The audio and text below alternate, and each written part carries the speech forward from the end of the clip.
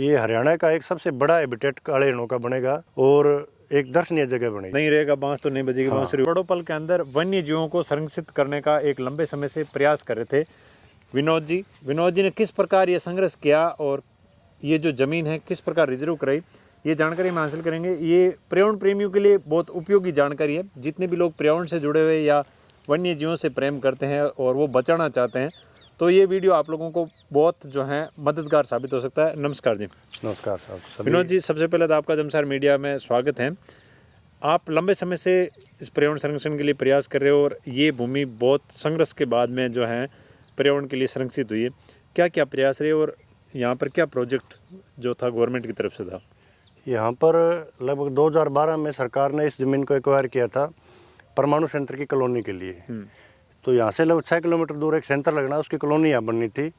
लेकिन केंद्र सरकार के पर्यावरण मंत्रालय ने न्यूक्लियर पावर को ये कहा था कि अगर वहाँ पर कोई दुर्लभ प्रजाति के जानवर है तो आप उनकी संरक्षण योजना बनाओगे, कंजर्वेशन प्लान बनाओगे। उन्होंने कंजर्वेशन प्लान बनाने के बजाय इस इलाके की फेंसिंग शुरू कर दी थी और ये सोच लिया कि कोई टीम आएगी सर्वे के लिए, उससे पहले हम इनको यहाँ से जानवरों को भगा देंगे तो कुछ मुद्दा खत्म हो जाएगा। मतलब नहीं रहेगा बांस तो नहीं बजेगी, बांसुरी वाली कहानी हो गई। उन्होंने ये प्रयास किए थे, लेकिन यहाँ की जो लोग अपने बिश्नोई समाज के लोग हैं वो इकट्ठे हो गए थे सारे और 100-200 लोग इकट्ठे हो गए। उनको रोका कि आप एक बार रोको, एक बार फेंसिंग हटाओ अपनी, तो माने नहीं। तो हिरण मरे थे उस फेंसिंग की वजह से, 7 हिरण मर गए थे। जुलाई 2013 की बात है। फिर हम एनजीटी में सटे वो गए, कोर्ट में याचिका लगाई तो उन्होंने सटे दे दी और भारतीय वन्य जीव संस्थान देहरादून से एक टीम आई थी जुलाई 2013 में जी। उस टीम ने अपनी जो इलाके का सर्वे करके एक रिपोर्ट सौंप दी। उस रिपोर्ट में कहा कि इस एरिया को रिजर्व किया जाए। बड़ोपल गांव में 2 साइट थी, एक डियर पार्क प्रपोज किया था इन्होंने और एक ये साइट थी, एक प्लांट साइट। 3 साइट का उन्होंने सर्वे करके और इस साइट को मोस्ट सुटेबल हैबिटेट बताया हरियाणा का। जो काला हिरण हरियाणा में वो राज्य पशु है हरियाणा का। तो उस राज्य पशु को बचाने के लिए उन्होंने लिखा कि अगर लॉन्ग टर्म कंजर्वेशन करना है तो इस साइट को रिजर्व किया जाए। वो हमारी पहली जीत थी। हम एनजीटी में गए, वो रिपोर्ट एनजीटी में दी तो एनजीटी ने इस न्यूक्लियर पावर को आदेश दिया कि अगली जो मीटिंग होगी मंत्रालय में तब इन लोगों की आप सुनवाई करो। तो 19 नवंबर 2013 को हम गए थे वहाँ।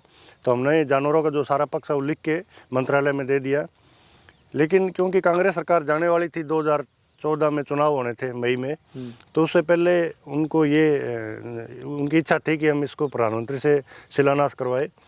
तो उन्होंने जल्दबाजी में ये इनको एनवायरनमेंट क्लियरेंस दे दिया, मतलब दिसंबर 2013 में दे दिया था कि यहाँ पर कोई जानवर नहीं है। और नहीं, उन्होंने कुछ कंडीशनें लगा दी। अगर वहाँ पर शेड्यूल वन स्पीसीज है तो आप उनका कंजर्वेशन प्लान बनाओगे और कंजर्वेशन प्लान अगर ये कहता है कि यहाँ कॉलोनी नहीं हो सकती तो आप कॉलोनी कहीं और बना के उसके अलग से मंजूरी लोगे।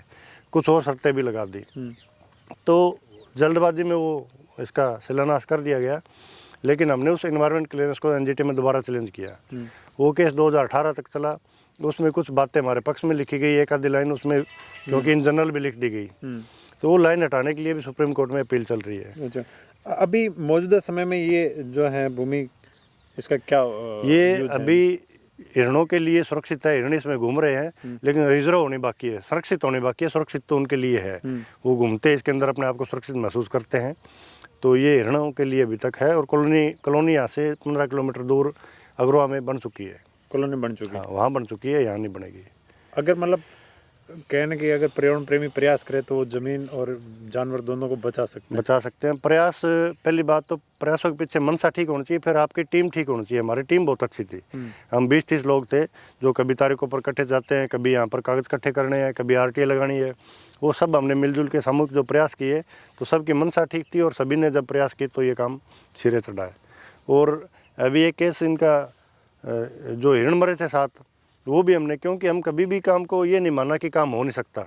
हमने प्रयास शुरू किए थे। जब ये ज़मीन एक्वायर हुई, गांव में लोगों को 65 करोड़ रुपए मिल गए, तब हमने अगर ये आवाज़ उठाई भी हिरणों के लिए रिजर्व होनी चाहिए, तब लोगों ने कहा नहीं, अब तो पैसा मिल गया, कुछ नहीं हो सकता, 65 करोड़ मिल चुके हैं, अब क्या होगा। लेकिन हमने कहा भी चलो हिरणों के लिए सरकारी ज़मीन मिल जाए तो उससे अच्छी बात हो नहीं सकती। तो हमने प्रयास किए। पहले लोगों ने कहा कि इनकी खंभ भी नहीं हटेगी, पिलर नहीं हटेंगे। वो पिलर भी हटे, फेंसिंग हटी, फिर वो ज़मीन भी छूटी है। और वो हिरण मरे थे जो फेंसिंग की वजह से, जो कुत्तों ने मारे थे, तो वो फेंसिंग करने के लिए जिम्मेदार जो भी प्रशासनिक अधिकारी थे, वन विभाग के अधिकारी थे, परमाणु वाले थे, उन पर मुकदमा भी दर्ज हो गया। लगभग 1.25 साल लग गया था हमें, लेकिन हम पीछे लगे रहे तो अभी वो हाईकोर्ट में चल रहा है। तो ऐसा कोई काम नहीं है कि जो संभव ना हो, लेकिन इंसान अगर पूरे टीम के साथ सच्ची नीयत से काम करे तो सब काम संभव होगा। और बहुत सुंदर। अभी यहाँ पर कितने हिरण होंगे? हिरण लगभग 250-250 है। पहले एक बार संख्या इनकी घटी थी, 2017 में 90 बची थी। फिर पुलिस अधिकारी आए थे, क्योंकि ब्रह्म जी मैं सारे दर्शकों को बताना चाहता हूँ कि ये जो काम है यहाँ पर जो हुआ है वो हमारा काम नहीं था, वो भगवान का काम था। भगवान ने तो हमारी ड्यूटी लगाई और ड्यूटी लगा के हम लगे रहे, तो हमें जिनका सहयोग चाहिए था भगवान ने उनको समय समय पर भेजा है। चाहे वो IG हो, चाहे कमिश्नर हो, चाहे DC हो, SP हो, सब अधिकारी आके यहाँ सहयोग करते हैं।